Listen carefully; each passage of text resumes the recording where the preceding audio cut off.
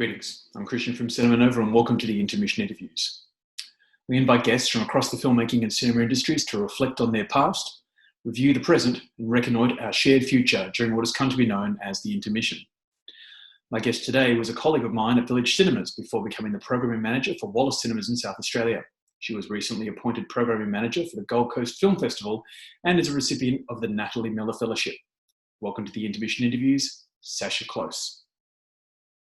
So Sasha, the last 12 months have been nothing short of eventful. For you, what have been the standouts? So we're going to look back at 2019 so fondly. A couple of things that stand out for me. Last year for me was definitely the year of the doco, and there was three great docos that, particularly Australian ones, that I really loved. And one I think we spoke about before it hit cinemas, which was Mystify, the Michael Hutchins story. Yep. I also attended the MIF opening night, and the Australian Dream didn't resonate with wider audiences, but is certainly an important film culturally to this country that I was definitely a highlight for me. And the third doco that I really liked, I guess as a parent, was 2040, and that, you know, what that doco kind of outlined quite simply that we can all do to help, you know, kind of turn the tide and combat climate change was really important. Yeah, I agree. Yeah, all three films really struck a chord with me too. I mean, The Australian Dream was easily the best opening night film for MIF, in living memory. And in the case of 2040, I mean, it was obviously at the start of last year, but hopefully it's a movie that a lot of people look back on now and start saying, okay, well, you know, here's an opportunity for us all to rethink how we live our lives. And that movie provided a lot of really great kind of avenues to do that. Yeah, absolutely. Another event that I attended, which it was kind of in the film industry, was a Women in Film lunch at the Gold Coast Film Festival last year before I actually joined them. And for me, leadership in the film industry, particularly, you know, for women, is really important. And the keynote speaker at that was Greer Simpkin, who is a producer. Mystery Road Season 2 starts very shortly on the ABC. And just hearing her thoughts, how she navigated the film industry and built her career, and was so open and generous with the audience about what she'd achieved, really struck a chord with me, because I don't think there's enough of that sharing in the industry. I know, you know, you and I talk, and we have colleagues that talk in smaller groups, but in terms of actually platforms for people that have crafted really amazing careers, to share that with women and, you know, everyone in the industry, how they've crafted their careers, the detours that they might have taken, and what they're most proud of is really important for our industry to inspire people to stay with the career that they've chosen. So that was a really great event. Yeah, it's interesting to think, I mean, just in the last sort of 12 months, you're right. I mean, the discussion around representations really kind of have been taken to the next level, not just for women, but also Indigenous voices and people of colour, as well as people who are in the LGBTI spectrum. And for me personally, it's interesting because as you become more aware of it and you start looking for it, you really do start to spot just how underrepresented certain groups really are. And a lot of people would really kind of perhaps dismiss the importance of this, but those people would probably be predominantly white men. But the interesting thing is, I think that the opportunity, I think, for me is to see the viewpoints of so many other people. And for me, it's a much more interesting, it's much more diverse spectrum of voices and opinions and viewpoints. And I think that that's actually not only a great thing for us culturally, but also opens up all sorts of opportunities in terms of entertainment. Because, I mean, as we saw probably about 2 or 3 years ago with, say, Crazy Rich Asians, I mean, here was a movie that Roadshow, the local distributor, assumed was probably going to be somewhere in the $7 to $10 million range, but it really broke out and wound up doing about $20 million nationally. And I think that made a lot of people kind of say, well, hold on, you don't really need to just make movies for very, very specific, right down the middle of the road audiences. There's a lot of interest amongst Australian moviegoers, particularly, to go and engage with stories that perhaps are a little bit outside of what people assume those audiences are actually interested in. Yeah, that's a really great point.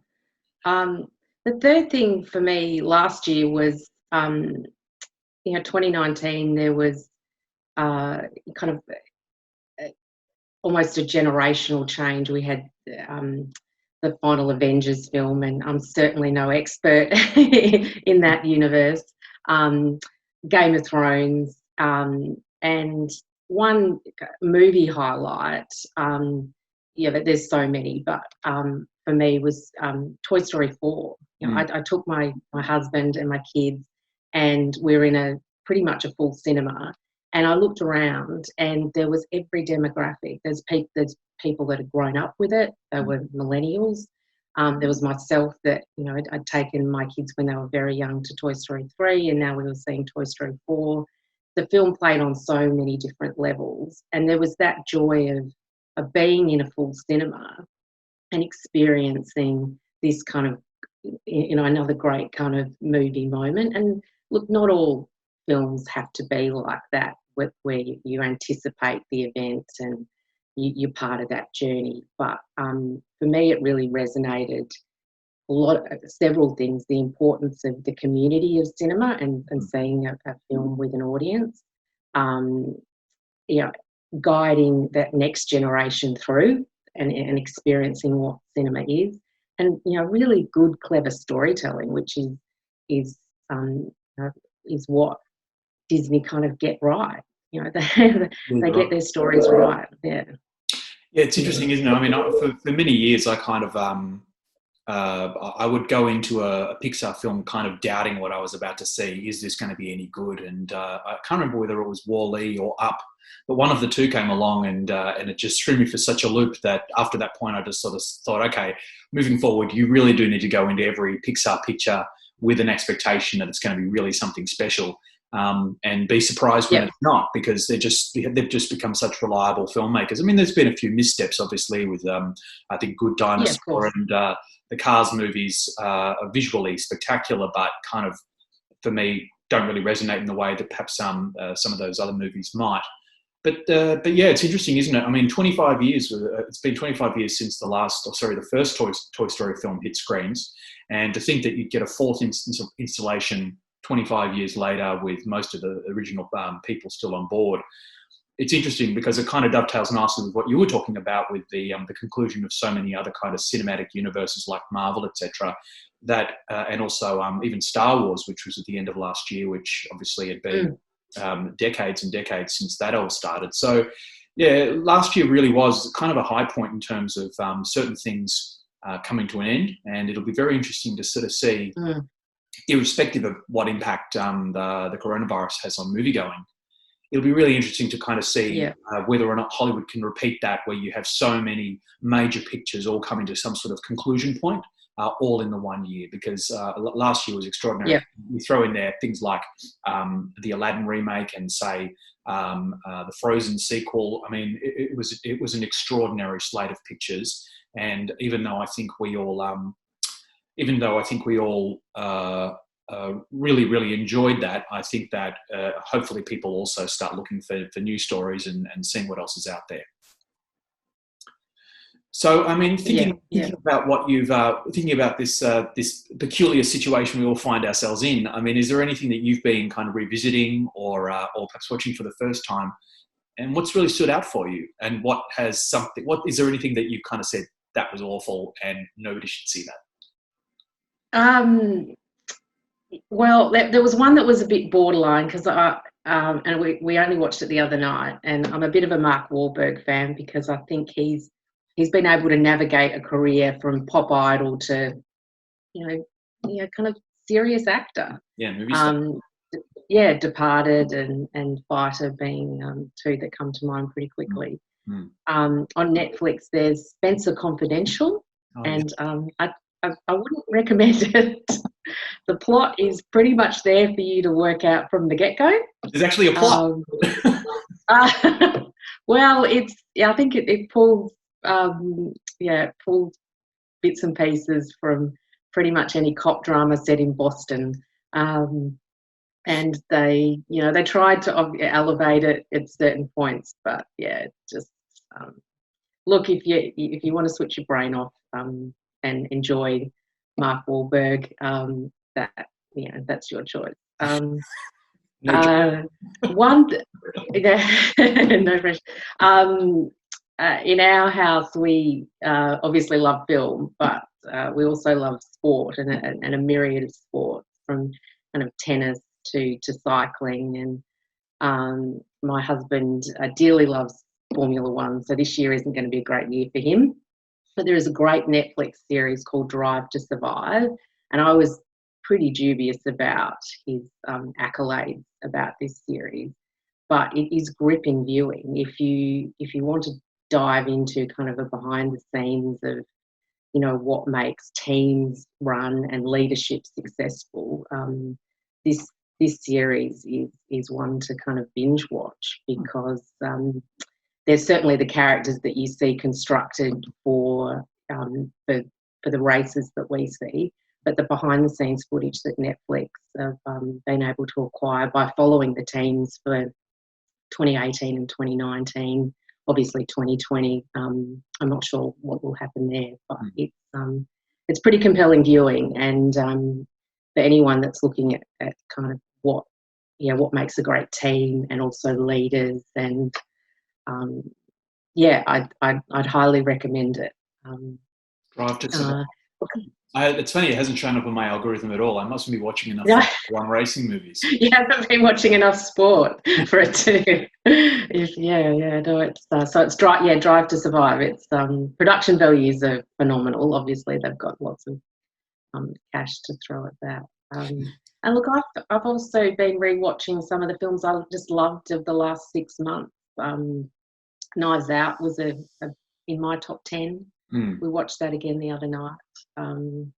JOJO Rabbit is just dear to my heart as a film that kind of stood out from the Boxing Day corridor. And the Joker, which I didn't mention in the kind of films and events in the previous question, but it was such an amazing film that did not telegraph where that story was going to go, and the standout performance by Joaquin just elevated that film to a classic. And I'm pretty sure we'll look back in years to come and say that that film's up there with the likes of, obviously, Taxi Drivers and obvious parallel. Yeah, it's interesting, isn't it? Because, I mean, thinking about it, I mean, there was a lot of kind of consternation about what the DC films were going to be like, and they were sort of diminishing returns in the Justice Leagues and the Batman versus Supermans, etc. And this movie really came along and took a lot of people by surprise. I mean, as an industry, I think we all kind of weren't quite sure what to think about it. Was this going to be something that had the potential to break out, or was it something that was going to cause some sort of act of human madness that would inevitably hurt the box office appeal? But, the latter never came to light, which was a wonderful relief. But I don't think anybody in the industry expected it was going to be the $40 million hit that it did become. And it's sort of interesting, because I suppose I agree with you that it's certainly going to be something that's going to stand out as perhaps a totem of quality superhero drama. But because it is such a hard-hitting film and a movie that's not an easy watch, it's not as easily consumable as perhaps some of the Marvel pictures are, in the way that you can just sort of sit down and throw on a Marvel movie and go, I'm just going to spend 2 hours watching this. I've already seen it. I know all the beats, but it's going to entertain me. And, at the end of it, I'll feel good. Whereas the feel bad approach to storytelling that Joker brought, it will probably make it something that you revere, but perhaps maybe a little bit from a distance. Yeah. Yeah. So thinking ahead, I mean, obviously this is we none of us know quite where this is all going to go and how long this is going to take, etc. And I was just watching looking this morning and saw that the Disney Plus subscriptions have now hit 50 million worldwide, which a quick calculation worked out to be about a $6 billion a year income for Disney. So obviously people are at home, they're streaming. What does this mean for our industry and the larger industry in terms of the studios and how they're going to behave in the immediate future? Look, I guess we all wish we had a crystal ball to know what the world on the other side of this is going to look like. It will certainly be different. There's just no doubt about it. I read a really interesting article. I've been reading a lot of articles, as I'm sure everyone in the industry has been. A really interesting article yesterday from the BBC, which charted all the threats to cinema basically since day dot, and how cinema has innovated, whether it was the 1918 Spanish flu, where cinemas were closed but for a very short amount of time and not globally, or whether it was the advent of video. And cinema's always been able to, I guess, rise to the challenge of whatever that challenge is and reinvent itself. What we have at the moment is this perfect kind of storm of streaming that's allowing customers to watch movies in the comfort of their own home, plus cinemas that are shut. So I would genuinely hope that there's honest conversations now about what can and can't be done. Whether that's I can't even answer that question for myself. What is that? I think culturally and socially, cinema is really important for, talking back to those couple of points I mentioned earlier about that community feel, seeing a story on the big screen. It certainly, it will be a different world, and just what that looks like is anyone's guess. I'm hopeful from reading several articles that we are able to rise to the challenge as cinema has done before, and entice customers back with great stories and that cinema experience. Yeah, look, I think there's two things to consider, and one of them you kind of touched upon earlier when you mentioned Spencer Confidential and Netflix, and that is that I think that conceivably the exposure to so much streaming might elevate the value of cinema in the minds of a lot of people, because you just don't get the same experience at home. And also, I think that you're right. I think maybe there is an opportunity for all parties and participants in this industry to kind of like perhaps take stock of the way that we do operate and think about how it is that we move forward under this situation. Because I suppose the consideration here is that the whole world's been caught short with the arrival of the coronavirus, and whilst this obviously the fact that we've seen a century between the Spanish flu and now indicates that it's a once in a lifetime type thing. I mean, I suppose what's also been exposed by this is the open borders across the world really do make something so easily transferable that maybe we actually need to have some sort of other thoughts in place in order to try and address these faster than they may have been addressed, and having trying to avoid this sort of uncertainty that we're all now staring down the barrel at. But I mean, I think the thing is, I would like to think that we'll all be desperate to go to the movies when we come out of this. Just the other day when I was at work, we were running the projectors, because the projectors need to be run regularly in order to make sure that they don't sort of seize up and start having various little software failures. And I happened to wander by a theatre where we were not testing, but just running PARASITE on the big screen. And it was obviously that was a big major picture for me last year, with it becoming our biggest film of all time at Nova. But it was actually just this very brief reminder about just the scale and the power of it, just like the dark room, the big picture, and just this kind of immersion that you just don't get in the living room when you've got your phone and you've got your pets and you've got your family members all kind of vying for your attention. It's just not the same thing. So hopefully people will be open to that re-engagement once they get out the other side. Yeah. And look, you're mentioning PARASITE was another highlight for me. I saw it once it had well and truly hit cinemas, and that for me is always a slight issue because I've read about it. I've read the reviews. You know, I mean, my expectations are well and truly up here, but it's such an amazing film on so many different levels, and you know, for me, it's the top film of 2019. It's just exquisite. Yeah. And I think we were all applauding when it won Best Picture, and deservedly so. Yeah, absolutely. It just feels like a lifetime ago now, that's all. It does. Can we go back and repeat last year? Yeah, that would be delightful. I think that's a very good plan, and we should all try and achieve that. Well, look, thanks very much for joining us on the Intermission Interviews, Sasha. Wishing you all the best. Pleasure. Thank you. Family, and we'll see you on the other side. Best wishes to you too, and thank you very much.